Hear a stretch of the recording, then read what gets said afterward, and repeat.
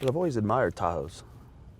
Well, this is the high country Tahoe with the towing package, 6.2 liter V8 engine. I think I've always liked them because it was like the Secret Service car.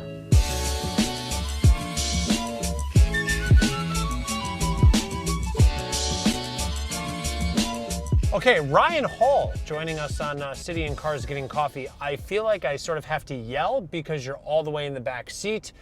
We wanted to make sure that we were honoring social distancing. So we talked to our friends at Davidson and they gave us the very big, very beautiful 2021 Tahoe. It's the high country edition too. 6.2 liter V8 engine. I know you're a car guy, Ryan. What do you think about this thing?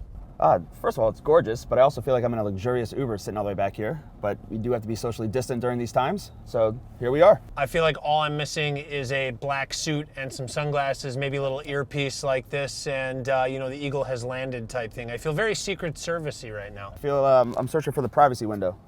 What, you don't want to talk to me already? We've been in the car for like 3 minutes and you're already going to roll the privacy window up on me?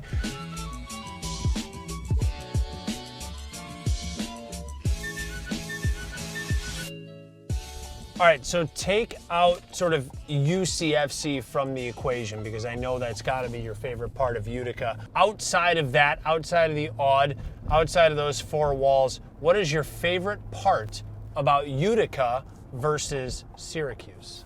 Honestly, I would say the people. Like just the camaraderie. Everybody that you go to, regardless of the restaurants, bars, whatever establishments you go to, everybody just has this camaraderie that, we are Utica. And that's rare to find these days. And so I would say my favorite part of just this city are the people of Utica.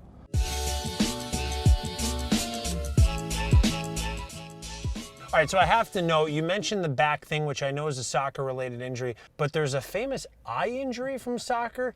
Yeah. And 5 years in the MISL, you led the league in block shots almost every season, and didn't one of those block shots result in something a little gnarly? The inaugural game, the very first game ever in Silver Knights history, we were playing at the War Memorial, playing against our rivals, the Rochester Lancers. We had a young team, and we were up late. This was during the multi-point system. They pull their goalie, and I tell Tommy, hey, let me go out there. Let me just kind of direct guys. I'll yell at guys, this, that, and the other. And with about 10 seconds left, there's a scrum in our corner. Ball pops out right at the PK spot. And look who gets the ball. It's no other than Mauricio Salas. And let's pause for a commercial break. Just kidding. We're going to order coffee, but keep in mind, Mauricio Salas just got the ball, and we know that dude has a cannon, so this story is not going to end well. We'll get to it in a second.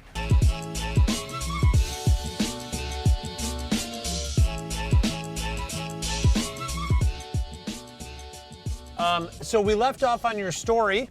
The ball ends up at the penalty spot, and nobody other than the square-jawed statue, Mauricio Salas, gets the ball on his left foot.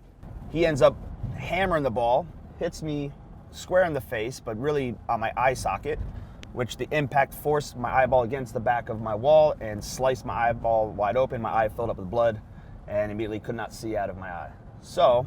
Were you like, this is it, I'm blind? I was like, I was on the verge of retirement. I came back, first game, I was like, oh, this is, brilliant. Mom's going to love this. So it turns out, everything was still attached, didn't detach my retina, nothing like that, but it did slice open the back of my eye. So it took a while for the blood to drain, maybe 4 weeks I was out. And as it slowly drained, I could start to see partially out of my eye, but as I would work out or run around, it would splash the blood around. So it was, I've had better days, better weeks, but thankfully everything worked out, repaired, and returned to play. I cannot lie, that is a bit of a terrifying story.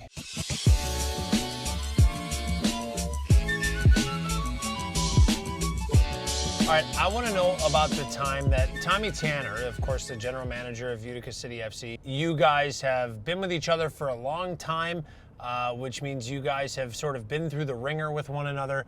I have to know about the day in which Tommy had you guys, or made it seem like you guys were going to be practicing, but instead it was more of a not a home improvement project, but a business improvement project. Tell me about that day of practice.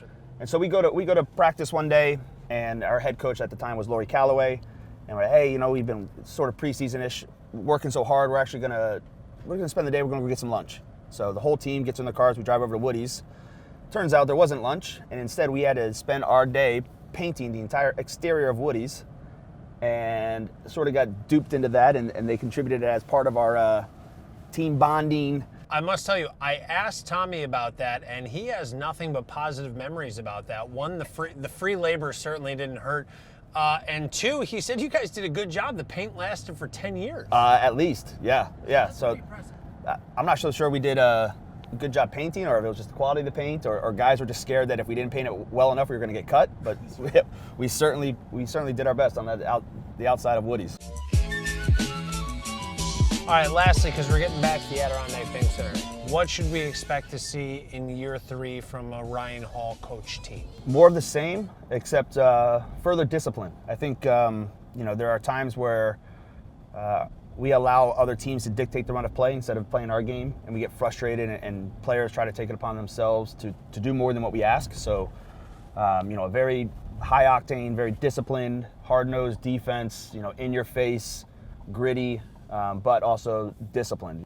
Well, man, I appreciate that. It was fun. It was great to get to know you a little bit, and being able to do so at a socially safe distance with you in the backseat. It's been fun being your chauffeur and going to get a coffee with you.